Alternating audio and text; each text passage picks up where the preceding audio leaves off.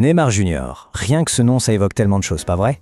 Le génie, le dribble fou, la joie de jouer, mais aussi forcément la controverse. Allez, aujourd'hui on va tenter de décortiquer ensemble le parcours de ce qu'on peut appeler un roi inachevé. Voilà la question qui fâche. On parle d'un talent générationnel, un palmarès long comme le bras, des records qui tombent, et pourtant son héritage est super compliqué. Pourquoi? C'est ce qu'on va voir, en plongeant dans cette carrière faite de haut, de très haut, et aussi de quelques bas.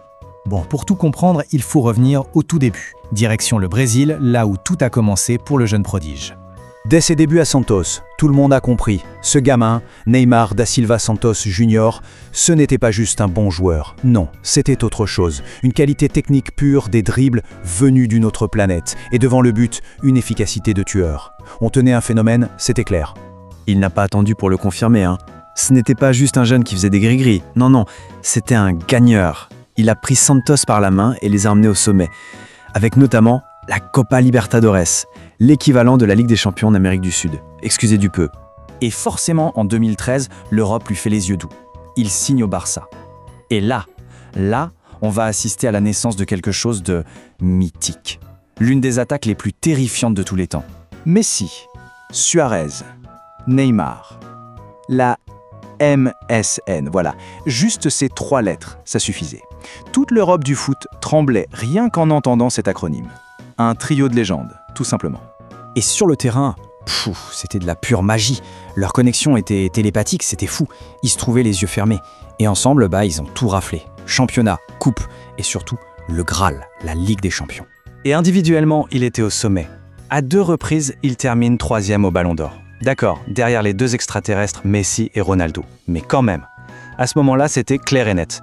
Neymar était le 3e meilleur joueur de la planète. Et puis arrive 2017. Et là, c'est le tremblement de terre.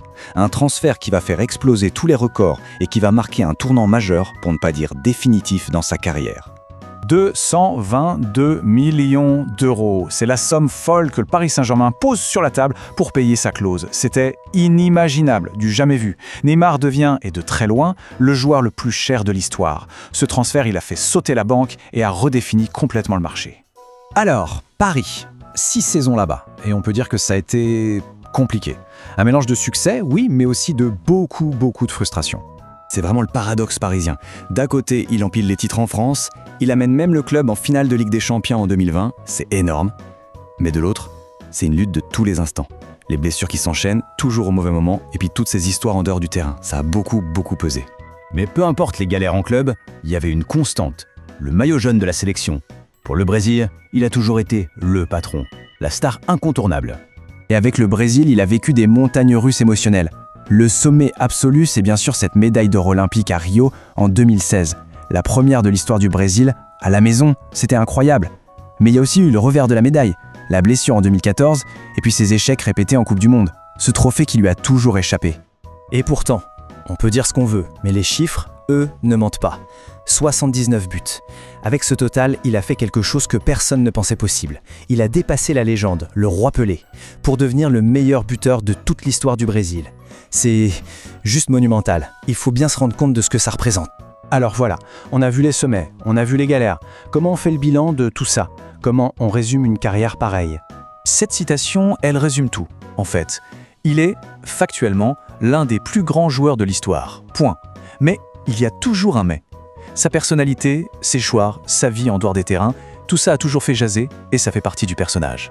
Parce qu'il ne faut pas oublier que Neymar, ce n'est pas que un footballeur. C'est une icône mondiale, l'un des sportifs les mieux payés de la planète, une star des réseaux sociaux. Mais c'est aussi quelqu'un qui n'oublie pas d'où il vient. Avec son institut au Brésil, il aide des milliers de jeunes en difficulté. Ça aussi, ça fait partie de son héritage. Au final, la question reste entière. Quelle est sa vraie place dans le panthéon du foot? Est-ce qu'on doit retenir le magicien, le génie absolu, le recordman? Ou est-ce qu'on gardera toujours en tête ce sentiment d'inachevé, ce sentiment qu'il aurait pu être encore plus grand? Franchement, le débat est loin d'être clos.